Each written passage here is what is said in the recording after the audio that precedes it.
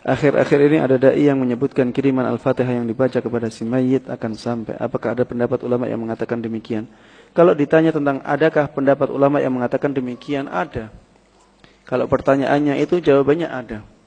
Tapi pendapat kalau kita menghadapi perbedaan pendapat ya, maka pegang teguhlah sebuah ayat di dalam Al-Quran yang menjadi kaidah utama dalam kita beragama ya.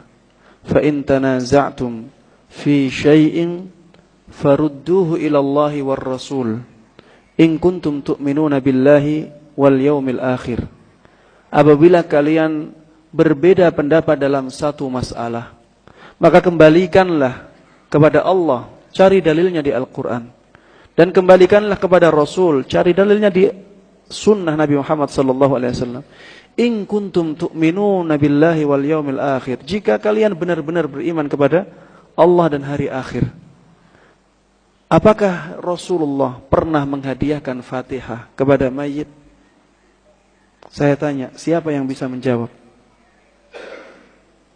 Satu kali pun Rasulullah sallallahu alaihi wasallam tidak pernah menghadiahkan Fatihah kepada mayit. Satu kali pun tidak ada. Tidak pernah ada. Tidak pernah terjadi di zaman Nabi Muhammad sallallahu alaihi wasallam menghadiahkan Fatihah untuk mayit. Makanya Imam Syafi'i rahimahullah, imam yang sangat kita banggakan, sangat kita cintai, sangat kita muliakan, beliau berpendapat tidak sampai. Dan beliau berdalil di dalam ayat Al-Qur'an ya, beliau berdalil dengan ayat dalam Al-Qur'an yaitu surat An-Najm. Wa allaysa lil insani illa ma sa'a. Manusia tidaklah mendapatkan pahala kecuali dari apa yang dia usahakan. Ini dalil umum, kaidah umum seperti ini. Kalau kita sholat, yang mendapatkan pahala sholat kita siapa? Kita. Kalau kita membaca Al-Quran, juga demikian. Yang mendapatkan pahala adalah diri kita. Kalau kita bersedekah, yang mendapatkan pahala adalah kita sendiri. Wa allaysa lil insani illa ma sa'a. Seseorang tidaklah mendapatkan pahala kecuali dari hasil usahanya. Hal tujzaun illa ma kuntum ta'malun. Kalian tidaklah diberikan pahala kecuali dari apa yang telah kalian lakukan. Ini Allah Subhanahu wa taala yang mengatakan demikian.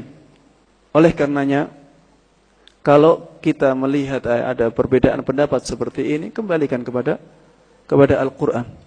Kembalikan kepada sunnah Nabi Muhammad sallallahu alaihi wasallam. Kembalikan kepada praktek beragamanya para sahabat. Apakah ada seorang sahabat yang menghadiahkan Al-Fatihah kepada mayit? Orang yang objektif akan demikian. Karena agama Islam adalah agama yang sangat menjunjung tinggi bukti ilmiah. Baik dalam masalah agama maupun dalam masalah dunia. Bukti ilmiah sangat dijunjung tinggi oleh Islam. Kita tidak boleh mengatakan sesuatu kecuali berdasarkan dengan dalil yang kuat. Kalau misalnya ada dua ulama berbeda pendapat, kita lihat dalilnya. Mana dalilnya yang lebih kuat, itu yang kita dahulukan. Yang lebih mudah dari itu adalah masalah ibadah. Dalam masalah ibadah, kita kembalikan praktek ibadah kita kepada zaman salaf, zaman sahabat Nabi Muhammad sallallahu alaihi wasallam. Di zaman itu kehidupan sudah lengkap ya, agama sudah lengkap. Al-yauma akmaltu lakum dinakum, bahkan di zaman Nabi agama sudah lengkap. Sudah dipraktekkan juga oleh para sahabat. Sudah ada kematian di zaman Nabi Muhammad sallallahu alaihi wasallam. Bahkan banyak dari kerabat beliau meninggal ketika beliau masih hidup. Apakah Rasulullah sallallahu alaihi wasallam pernah membacakan kepada kerabat-kerabatnya itu Al-Fatihah? Kalau tidak ada, kita ngikut siapa? Apakah setelah Rasulullah sallallahu alaihi wasallam wafat, para sahabatnya ada yang membaca Al-Fatihah untuk Rasulullah sallallahu alaihi wasallam? Kalau tidak ada, kita ikut siapa? Rasulullah sallallahu alaihi wasallam dahulu bersabda, "Man da'a ila huda kana lahu minal ajri mithlu ujuri man tabi'ah la yanqusu min ujurihim syai'a. Barang siapa yang mendakwahkan kebenaran, maka baginya amalan kebenaran tersebut, baginya pahala amalan tersebut dan pahala orang-orang yang mengikutinya, tanpa mengurangi atau mengganggu pahala mereka sama sekali. Siapa yang mengajarkan kita Al-Fatihah? Saya tanya. Guru kita. Guru kita belajar dari siapa? Dari gurunya lagi. Sampai pada ujungnya siapa? Rasulullah sallallahu alaihi wasallam. Dengan hadis ini secara otomatis semua bacaan zikir kita, semua bacaan Al-Qur'an yang kita baca, asalkan zikir-zikir dan Al-Qur'an tersebut semuanya benar-benar sahih dari Rasulullah sallallahu alaihi wasallam, maka tanpa dihadiahkan Rasulullah sudah mendapatkan pahalanya.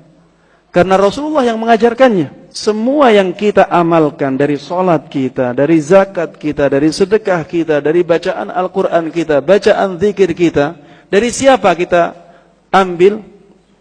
Kalau benar dari Rasulullah sallallahu alaihi wasallam dan Rasulullah bersabda demikian, berarti secara otomatis semuanya akan kembali, Rasulullah akan mendapatkan pahala dari kita. Tidak usah dihadiah-hadiahkan. Makanya tidak ada seorang sahabat pun yang menghadiahkan amalannya kepada Rasulullah sallallahu alaihi wasallam. Rasulullah sudah mendapatkan pahala tersebut tanpa kita hadiahkan. Makanya tidak disyariatkan hal tersebut. Ini yang menguatkan pendapat bahwa pahala membaca Al-Quran, membaca zikir tidak akan bisa disampaikan kepada mayit, ya. Tidak akan bisa disampaikan kepada mayit. Karena dalil umum yang dipakai oleh Imam Syafi'i rahimahullah tadi, bahwa manusia tidaklah mendapatkan pahala kecuali dari apa? Dari amalan-amalan yang dia usahakan sendiri. Ada pengecualiannya enggak Ustaz? Ada. Yang dikecualikan adalah ibadah-ibadah yang dilakukan dengan harta. Ibadah-ibadah yang dilakukan dengan harta. Begitu pula haji dan umrah. Ibadah yang dilakukan dengan harta ini contohnya apa? Sedekah. Ada hadis khususnya yang menjelaskan tentang itu. Kalau kita bersedekah, kemudian kita niatkan pahalanya untuk mayit, maka akan sampai.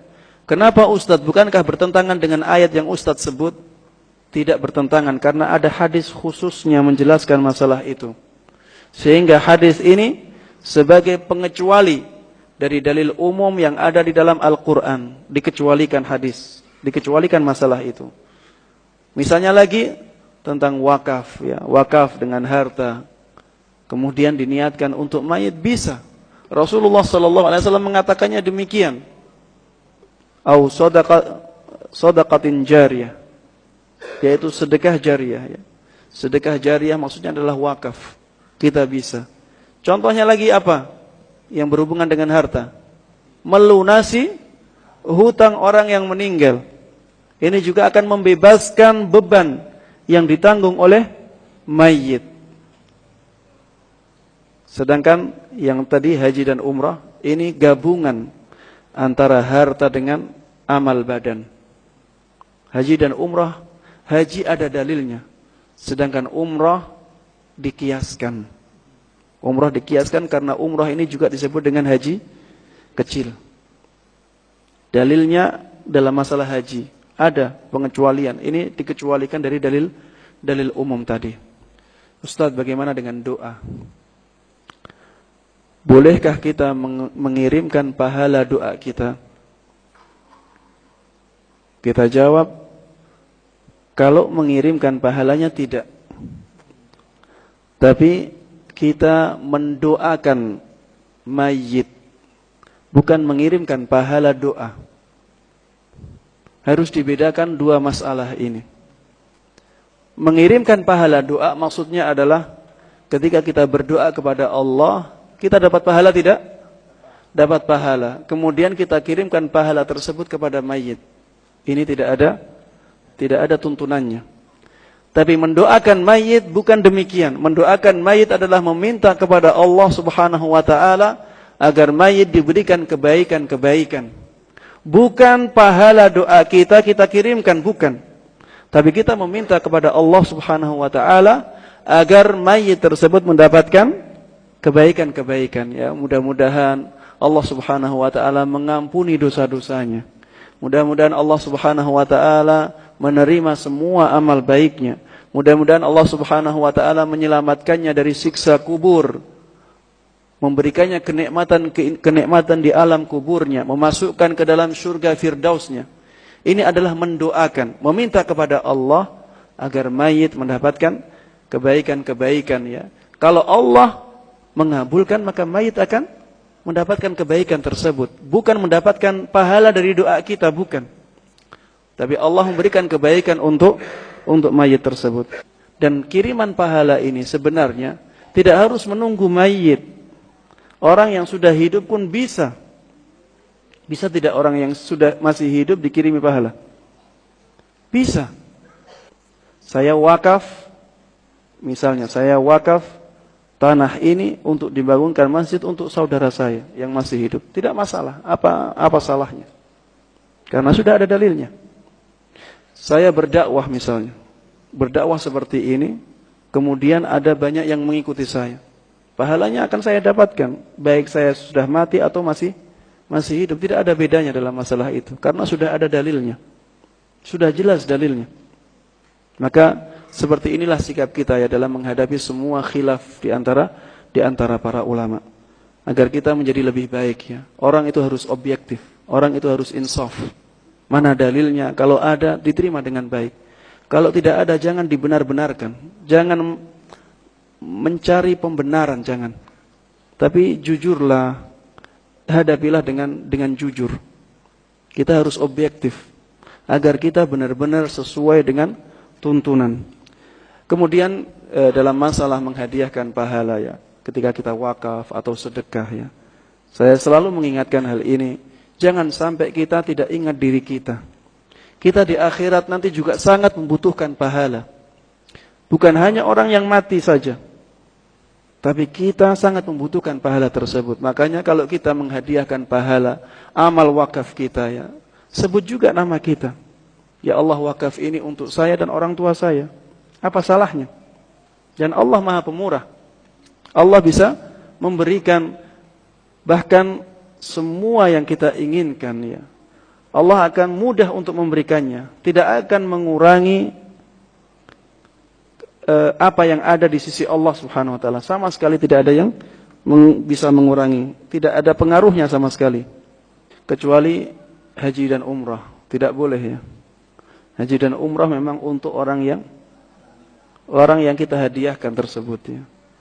Karena itu amalan khusus. Makanya kita tidak boleh berhaji untuk 2 orang. Haji untuk 1 orang. Tidak boleh kita duakan, ini haji untuk si fulan dan saya. Tidak bisa. Karena haji untuk 1 orang. Berkorban bisa. Berkorban bisa. Rasulullah SAW dahulu mengatakan, hadza minni wa min man lam yudahhi min ummati. Ini dariku dan dari umatku yang belum berkurban.